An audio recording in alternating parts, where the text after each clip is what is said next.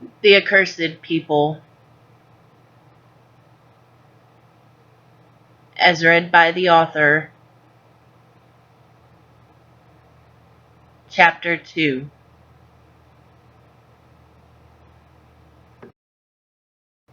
This morning had started like any other. He dressed, combed his hair, lit the fire. As he did his daily chores, a memory changed everything. This was the 12th year since his father left for the great Larankan War and never came home. The war is over. Father's still dead, Alera thought ferociously. He thrust the axe down, splitting the wood roughly with an audible crack. As general, his father had been ordered to the front to defend against Wharf-Buttle's ambush, leaving no time for a proper farewell, no time for well wishes from his only son. What good would the memory do if no one else remembered? Furthermore, he had learned his magics. Why hadn't he been allowed at his father's side once he'd come of age? Why did his mother insist on treating him like a child? Though the war had been over for at least 3 years, he still felt the longing to leave these wretched city walls. The longing, the need for vengeance. If he'd been there, his father would very well be alive today. Thrice more he brought down the axe. Each strike increased his rage. The chopping done, he piled the wood in his arms and went to the house in a silent fury. When General Ronagard, thank you, had been received as dead, 2 things happened. Vigilante tried to throw herself on his funeral pyre and failed, and the king moved them out of the general's home so that a new general could move in post-haste. Their former home was once the home of the scribe Windsor Laureate, who'd recorded the story of the infamous Thoradin Wharf-Buttle. As a scribe, Windsor Laureate needed to be near to his majesty, therefore a house had been built just at the castle's front gate. After Windsor Laureate's exile, the house was given to the general with the highest commendations. This house was half as big and lined the street with a cluster of other tiny homes, lacking the luxury of the privacy that the general's home had provided. It had 2 rooms, the room he and his mother shared, and the kitchen, the only room with real windows. The bedroom had inch-wide slits in the walls near the ceiling. She'd assured him they would make the best of it, and it would be fun. Kind of like one of those adventures you've been wanting. An adventure? By gods, this wasn't an adventure. It was more like living in the guest house of Eoc in the afterworld. Had they no pity, no respect for the family of their fallen general? The very same general who won them their wars? The dirt from Alera's feet ballooned across the wooden floor as he stomped at it. His mother scowled. She'd just scrubbed there. Instead of scolding him, she said, "Good morning, lad." "Mornin'," he greeted indifferently. He stacked the wood in the corner, an ever-growing pile, and slid the kindling inside the bread oven. She smiled. He didn't. He stomped out, sending up more dirt clods from his boots, ignoring her gentle, frustrated sigh. In the fields surrounding the clay walls of Midligan, where other young men toiled to collect the crops and farmers labored over their oxen to plow the fields, Alera forgot all of his misery and lay down in the soft wheat. In his mind's eye, he was fighting a gigantic water monster, one of those krakens he'd heard tell of. He'd become a pirate of the seas and buried treasure on islands nobody had discovered. But forget magic, he would use his own 2 hands, and a sword, and maybe a dagger or 2. He sighed and looked at his hands, squinting at the sun coming through his fingers. They were callous and work-worn, tanned by the harsh sun of the south, fit more for melee than the softness of magic. It wasn't as though he disliked his magical abilities. It was that, from a young age, he'd sorely wished that he could have been as gallant and graceful as the soldiers his father had commanded. His mother told him, time and again, that Ronagard used to take him to train with his soldiers on the sun-filled beaches of southern Liata. He wondered if they'd ever seen a kraken. But he would never know because his father wasn't around to tell him, and he barely remembered said escapades. He swore, streaking upwards, ramming fist into open palm. As he so often did out here, out of the way of innocent bystanders, he yelled and struck a boulder with his thoughts. The boulder shattered as if made from glass, smattering tiny pieces of boulder across the wheat. Farmers and workers ran to see the commotion. They shrugged to themselves as they confirmed with one another what they already knew. Just Vigilante's moody boy. That was it. He had to get out. When Vigilante called him in for noonday, the house smelled of fresh baked bread. His mouth watered. Reaching for a warm mini loaf earned him a slap on the hand. "I heard you were out breaking stones again today." He nodded emphatically, pulling away. "Did they also tell you your moody boy was yelling at the sky and daydreaming instead of working like the other lads in the city?" She groaned as she served him half a mini loaf and a bowl of stew. Please, not this again. But yes, it was this again, and she had long ago run out of threats and comforts. She let him rant through one furious mouthful after another, but she knew where it would end. He would say, "And I'm never coming back here, you mark my words. Then I'll have all the adventure I want." All the adventure I want! Alera didn't bother to finish eating. He took his bread outside and stood in the back near the chopping stump. This time she followed him, meaning to tell him what she should have told him long ago. "I kept you out of the war because I was being selfish. I couldn't bear to lose you too." She sighed and sat down on the stump. "Your father and I both knew it would be his last war. Death was in his eyes that day." Alera gawked. "We didn't say anything, and I vowed I would not mention it to you. But you seemed so angry at me, the world." In a quieter voice she added, "Your father. None of this was your fault. It wasn't even your father's fault. If anything, it was because those cowards from Wharfbuttle couldn't stand not having the life spring." Vigilante's face flushed slightly. Not motivated to do anything more, they were quiet. The life spring kept their city thriving and healthy. The life spring, historically, belonged to both cities. Wharfbuttle and Midligan both had once belonged to the original Lorancan people, each one half of the whole. The Lorancans were once known for their tremendous healing powers, but the raid in Wharfbuttle, whose tale had been recorded by Windsor Laureate, had seen to it that they would no longer be a whole race. After the Lorancans could not save his dying wife, Theoden made sure they would know they could become so much more, and tempted them into darker sides of themselves, telling them the infinite power they could harness if only they set it free, thus splitting them into two opposing factions. And then he tore sheets from the scribe's journal and wrote down his prophecy. Before 6 arrows claimed his life that day, he sealed it and charged the scribe with its protection. As he lay dying, the scribe was exiled and cursed to live until said prophecy came to fruition.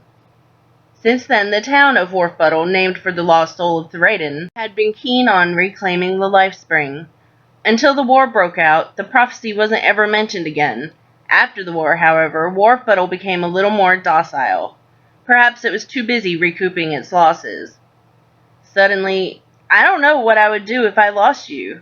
It's only natural for a child to try and make his own way in the world, but I fear you'd never come home to me." She spanned her arms around him. There wasn't anything he could say. Madame Moon was upon them before they knew it, spreading her glow across the city. Her light dwarfed the buildings in their own shadows, and, though she didn't know it, she'd left Alera in a terrible dilemma. He'd been planning on leaving for a while now, first stockpiling firewood months ago when the agony of containment overtook his every move, letting his mother think he was working off his anger. Afterwards, he wrote a note and even hid away a canvas bag filled with provisions.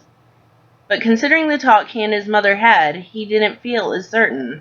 Per the infrequent dreams and visions he'd had, it was clear his father approved. Ronagard constantly encouraged him. "What will happen to Mother after I'm gone? She still grieves for you, and you've been dead for years. How do I know my leaving won't kill her completely?" He'd waited endless nights and never gotten a reply. He had his doubts, even as strong as his mother was. The strongest mule is also capable of breaking its back. "Never mind that. You have a decision to make." A soft snore broke the silence, and he almost laughed. He glanced across the room at his sleeping mother. She looked as beautiful and pure as a moon matron as she lay sleeping in the caressing fingers of Madame Moon. Her blonde hair splayed against the pillow, brown eyes hidden by purplish lids. He crept closer and breathed her in. He wanted to remember her scent, fresh jasmine. He slid back along the length of the room towards his cot. Carefully moving it aside, he brushed the mound of dirt away from the corner, revealing a bag that didn't seem this big when he last held it. He pulled out the pack, shook off the excess, and carelessly skimmed the dirt back into the hole. When things were back in place and he'd crept into the kitchen, he searched the outer pockets of his bag for the note he'd written to place it on the table. Even now, hours later, the bread's aroma was still too alluring, and he could not leave without pilfering 2 loaves. After sitting at the kitchen table, he finally gained enough courage to sneak out into the night. Slowly he continued in the shadows of his neighbors' homes. Occasionally, shouts and laughter trickled through the streets from the nearest tavern, causing him to freeze in place.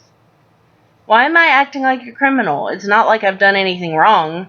I'm just leaving home in the middle of the night without a word to, well, anybody." He stopped and rested against a wall. He needed to take a couple deep breaths, wipe the sweat from his face, and think. If his brain started doing this now, he would never get out of here. The goat path was right there, just feet away. Freedom was calling his name. It was high time he answered. It was not freedom that appeared at the start of the straggly path to beckon him on, but his father's broad figure. In life, Ronagard and Alera could not have passed for brothers. Alera had inherited his mother's blonde hair and his father's green eyes, the same green eyes that glinted at him now. He stood erect and obediently followed. Was he dreaming, or was this real? Giving himself a pinch, he got his painful answer. Though confused, he held his peace while still within the city, as he didn't want to call attention to himself. Once he recognized the overgrown patches of grass and weeds where the goats grazed, it would be safe. Even without knowing what he would say, he called out. Ronagard didn't stop, his son's call unheeded. His apparition moved faster, as did Alera. Alera was hardly paying attention to his footing, much less his surroundings. He stumbled. Because of this, he would run into the low swinging branches of several saplings growing out of the scraggly bush. Madam's sun was just rising. That meant he'd been traveling in a daze for hours. Finally, his father stopped in a grass-mottled clearing at the base of the Pompernook Mountains north of the city. Alera staggered towards him and fell against a boulder, putting his head on his knees. Ronagard finally spoke. "This area is rarely visited by the Gygons, so you don't need to worry about those crafty creatures. Rest here and be on your way when you wake. You have a few more days of hard travel ahead, so take your rest while you can." "What about—" When he raised his head, he saw Ronagard had vanished. "What about what? Predators? Bandits? Don't you think you should have thought of that before you left?" Too weary to argue, he spread out his bedroll and lay down. He scrunched his pack comfortably beneath his head and fell into a light slumber. His pack had grown after a vigilante had rummaged through his supplies, adding an extra water skin, a couple handfuls of dried fruit. Now all that was gone, including his water nearly an hour ago. Earlier in the week, the bread ran low. He'd needed to pick through the less moldy chunks just to find sustenance. In addition, she'd written a note of her own. "Dearest Alera, I've known of your plans for a while now. Your eyes hold the same wanderlust as your father's. I had hopes that the talk I am planning to have with you would have changed your mind, but as you're reading this, it didn't.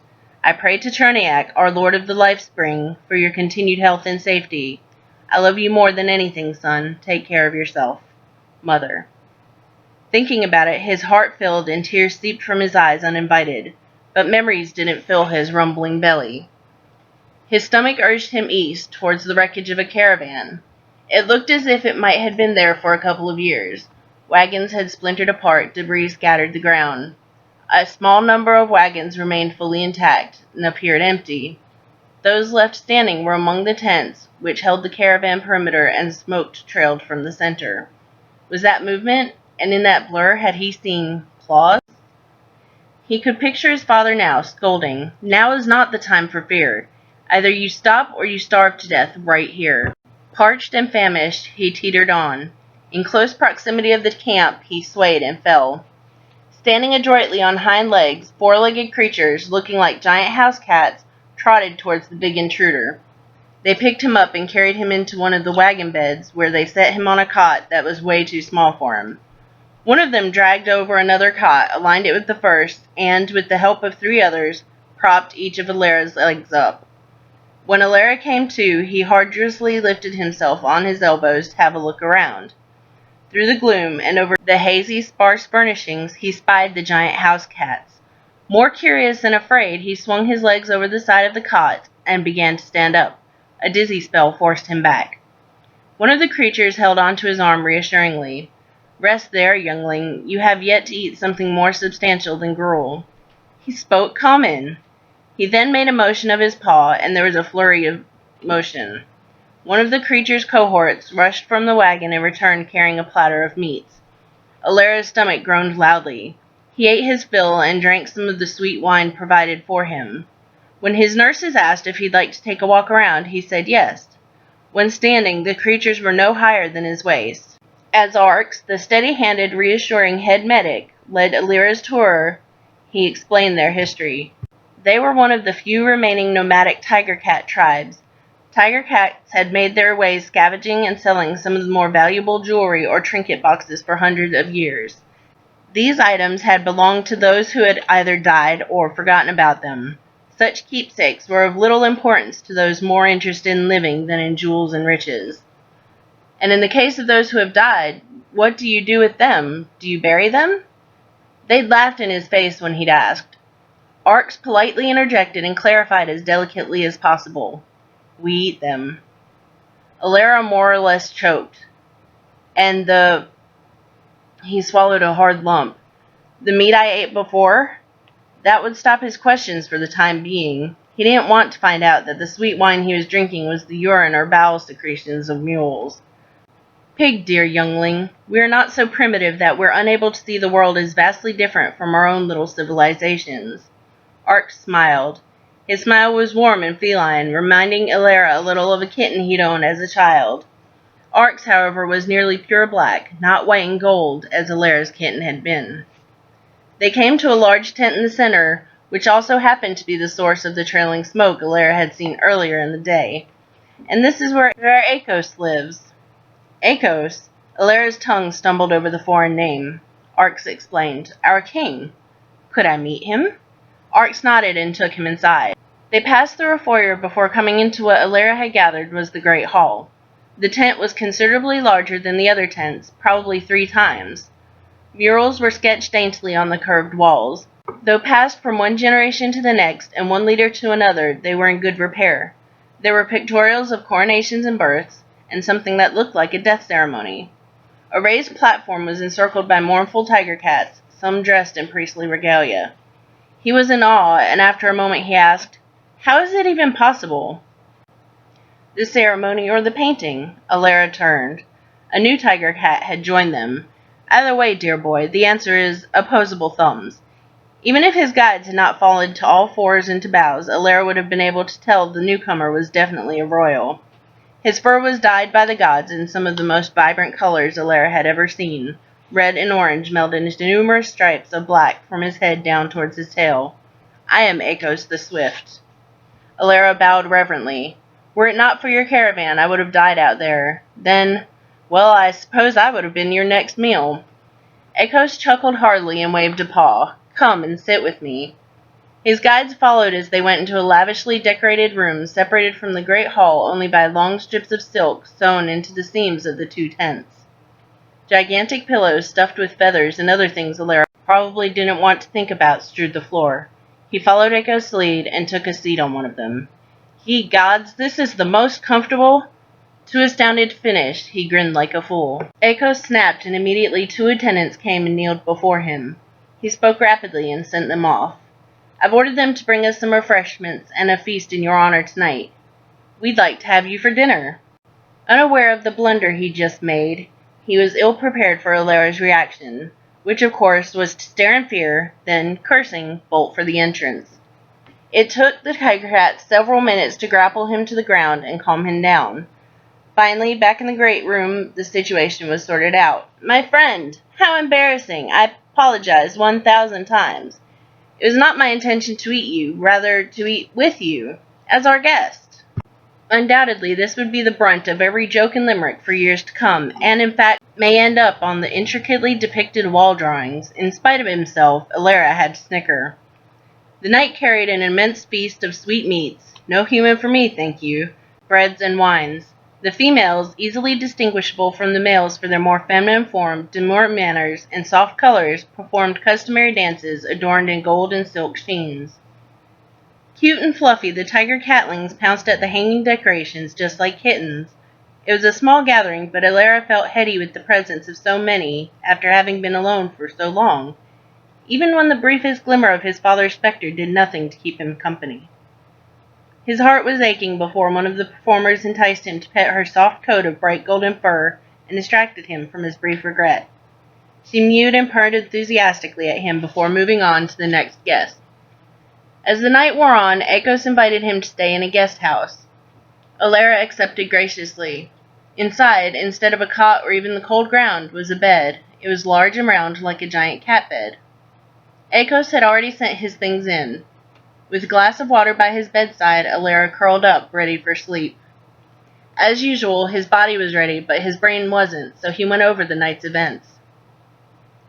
During the meal, Accursed had mentioned they would provision him enough to finish his journey to the Kingdom of Peace.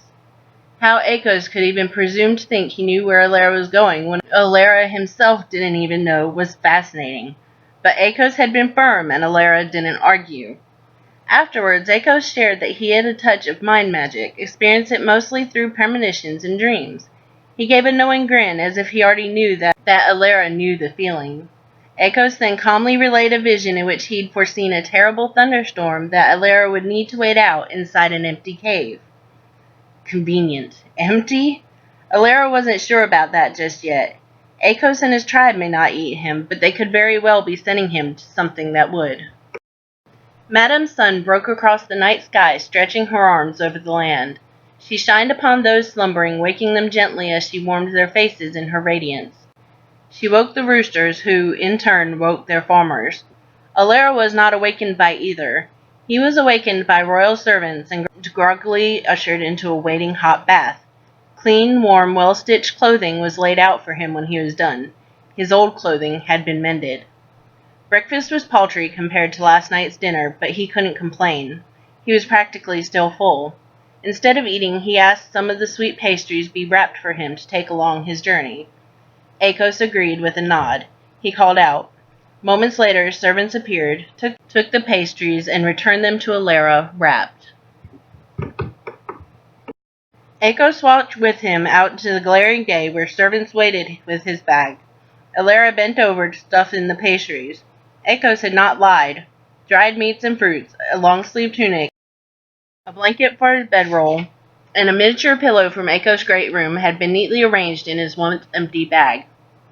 They'd also taken the liberty of filling his water skins and giving him another filled with some of the sweet wine he'd enjoyed the previous night. "Please, Highness, this is too much." Accursed waved him off. "There is one more thing before you go."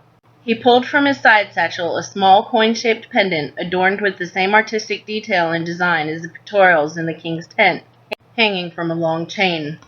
"Kneel, please." He draped it around Alera's neck. "If or when you ever need help, rub this and we will be there in a few days' time. Never hesitate to use it." He extended a paw, and Alera gladly shook it. Speechless, he turned and began his trek eastward.